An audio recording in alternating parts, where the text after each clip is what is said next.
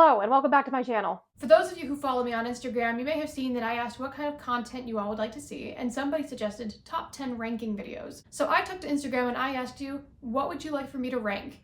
And y'all sent in a lot of suggestions, so I think this will become a series of videos. Today I'm going to be ranking my top 10 supervillains as of 2024. It is almost the new year. This is subject to change. Also, this list might look a little bit weird because you may be thinking, oh, it's going to be supervillains from TV and from comics, and yes, that's some of them. Some of them will have explanations. Some of them will not need explanations. But now, without further ado, my top 10 most evil supervillain ranking of 2024. Okay, before I get started, they're all evil, but 10 is going to be like the least evil, with number 1 being the most evil. But I cannot stress, all 10 of these, in my eyes, are evil. Number 10, Mother Gothel from Tangled. Kidnapping, gaslighting, emotional abuse, lying. This woman has it all. She is an awful woman. The only reason she's at number 10 and not higher is because she sings a fun little song and her energy is honestly immaculate. Also, Tangled is my favorite movie, so she had to make the list. Number 9, the 2013 animated sitcom Rick and Morty. Look, and this is coming from somebody who's watched a lot of Rick and Morty. Initially, I had just gotten sick of it. I thought it was really overhyped. It was somewhere around Pickle Rick where I really started to fall off.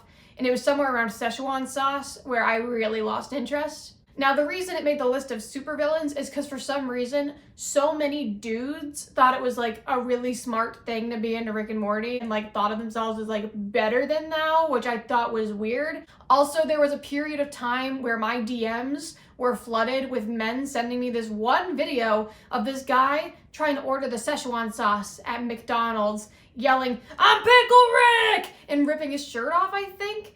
And I was just like, this isn't funny. And while it wasn't funny, people who thought it was funny were also like, well, you just don't get it because you're not smart enough.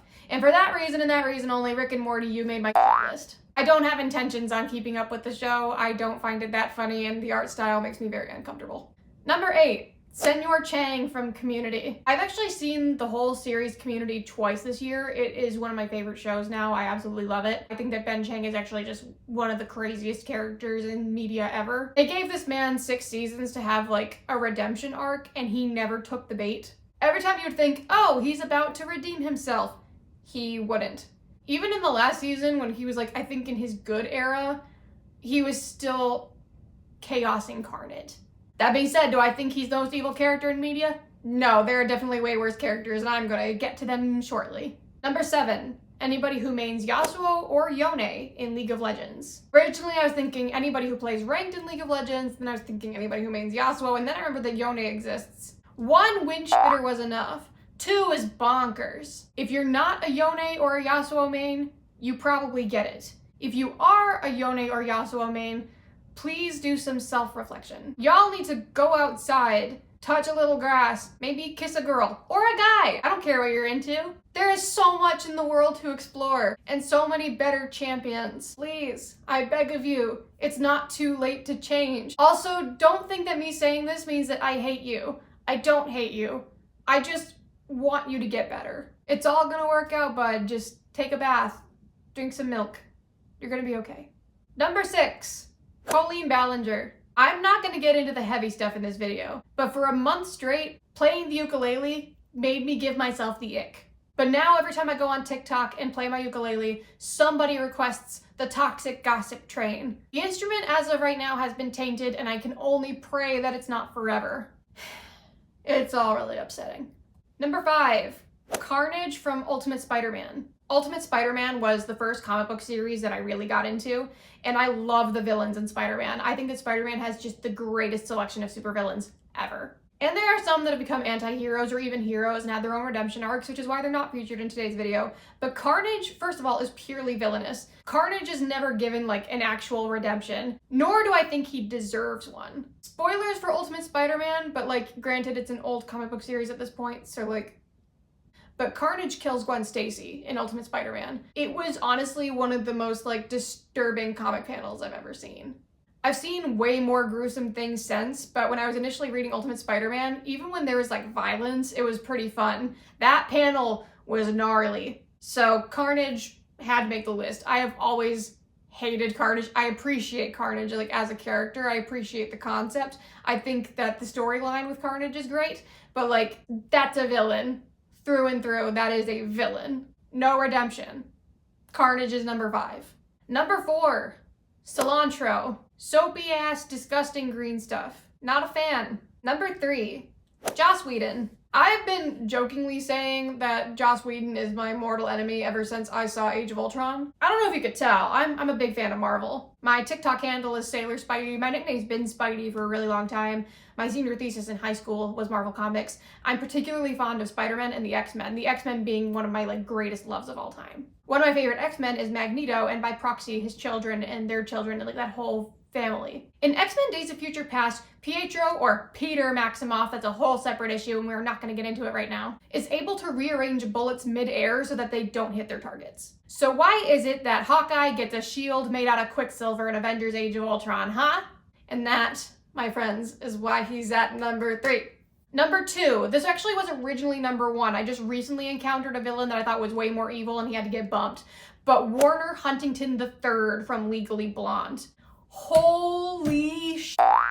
This guy is such a bag. I love the movie Legally Blonde, and I just could never get over what an absolute Warner Huntington III is. He's just like the worst guy imaginable. He dumps his beautiful girlfriend because she's not smart enough, immediately moves on to somebody else, and proposes to her over the summer, which, like, how long is summer break? Like 3 months? The audacity. And then at the end of it, he realizes that Elle was actually smart all along, and he's like, Elle, I was wrong and I love you, please get back together with me. No, you bitch. You don't get her back. The actual audacity of this man. Ladies, if you're dating a Warner Huntington III type, dump him. He's not worth it. I don't care if he's going to be a senator one day. Warner didn't amount to anything. Why? Elle Woods was always better than him. Ladies, you know what I mean, and you know what you need, and so does he, but does it happen? No. Does it happen? No.